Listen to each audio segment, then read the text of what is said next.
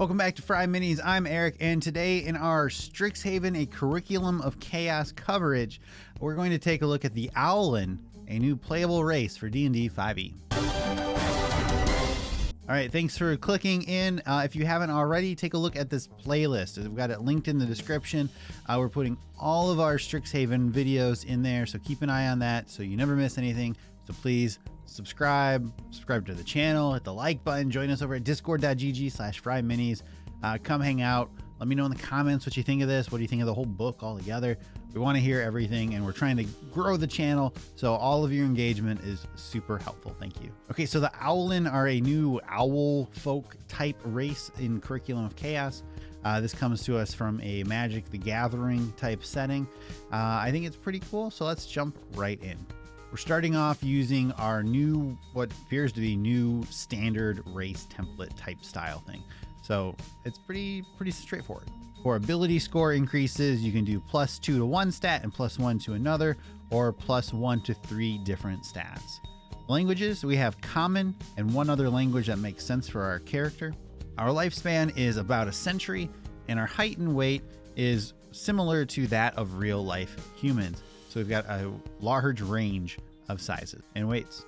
Now, I like this general kind of structure. The one thing I don't really care for is I do wish we had suggested height and weight.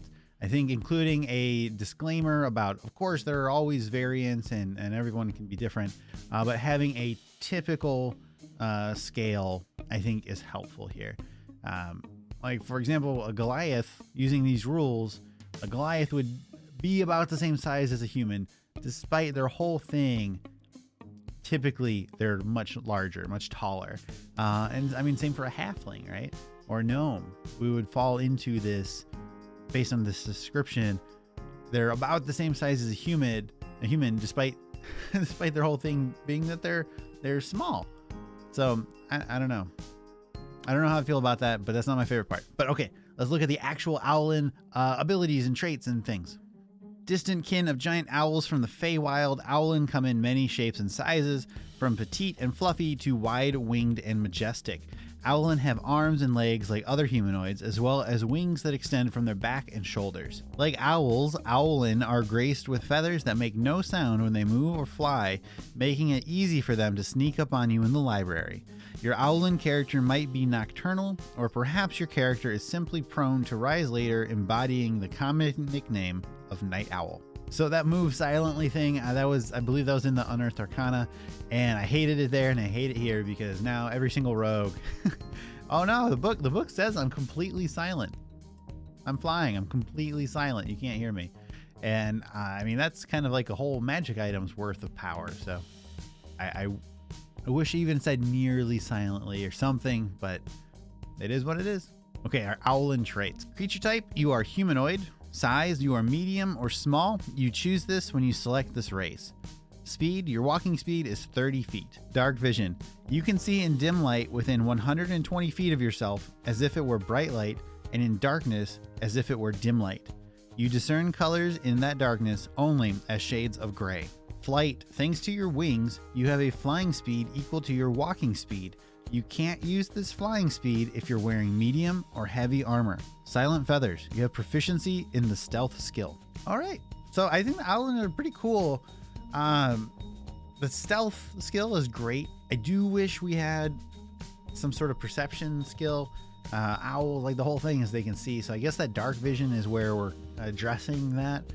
I think the flight speed equal to your movement speed, which is base 30, I think is nice.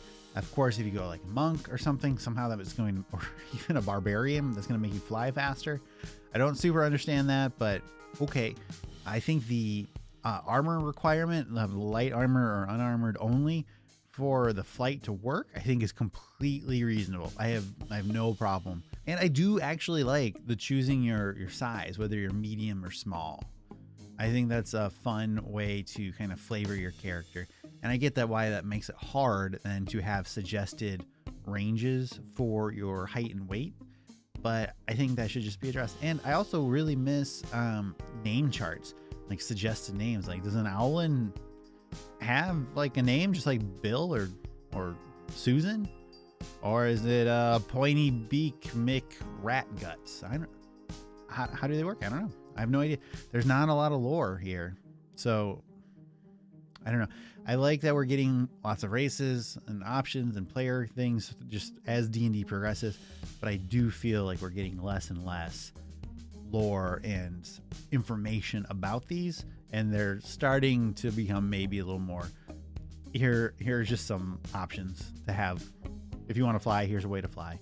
If you want to be able to jump, here's Heron Gun. So there's less lore about it. I don't know. I feel like that could be improved. So first thoughts on character options for Owlin. Of course, a rogue would be great here.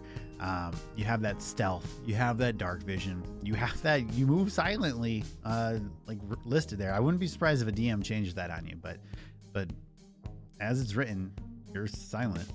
Of course, like mentioned, the monk or barbarian, anything where you're increasing your walking speed will increase your flight speed. That's a great way to take advantage of that. And anything ranged is always good with a flight option. Keep in mind though, you don't have hover. So if you take damage, or you get knocked out, or you go to sleep, or you're stunned or something, you're going to fall out of the sky and you're going to take a lot of damage. So something with feather fall, like a wizard or something, would be helpful there. But even then, if you want to play something that is like all about front line, like maybe a dex, sword, rapier, and shield kind of fighter, kind of like a swashbucklery type, where you don't want to keep distance, the flight speed can help you close distance by not needing to worry about difficult terrain or being able to move up a cliff or something. So you're getting a lot of utility with that flight. And dark vision for 120 feet, don't sleep on that. That's huge. 120 feet is great. I think the Snurfeblin is the deep gnome. I think that's the only other race that gets the superior dark vision without sunlight sensitivity. So you're in a pretty special club here. Would I allow them at my table? Absolutely. I would take these over Aarakocra any day. I think Aarakocra's flight speed of 50 is the problem with that. First level flight can be a challenge, especially if you're a new DM, or if you want a DM who wants a little bit more of a simple experience. I understand that. I get that.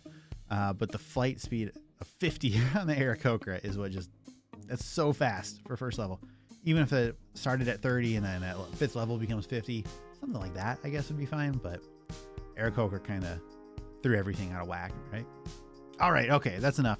What do you think of the Owlin? Let me know in the comments. Stay tuned for more videos. We are going to give you Strixhaven Curriculum of Chaos content all day long, all weekend long, forever. So I hope to see you around. Join us, discord.gg/FryMinis, FryMinis.com, FryMinis.com/Patreon, or Patreon.com/FryMinis, Twitter, Instagram, here, of course. Like, subscribe, everything. Thank you. We'll see you in the next one.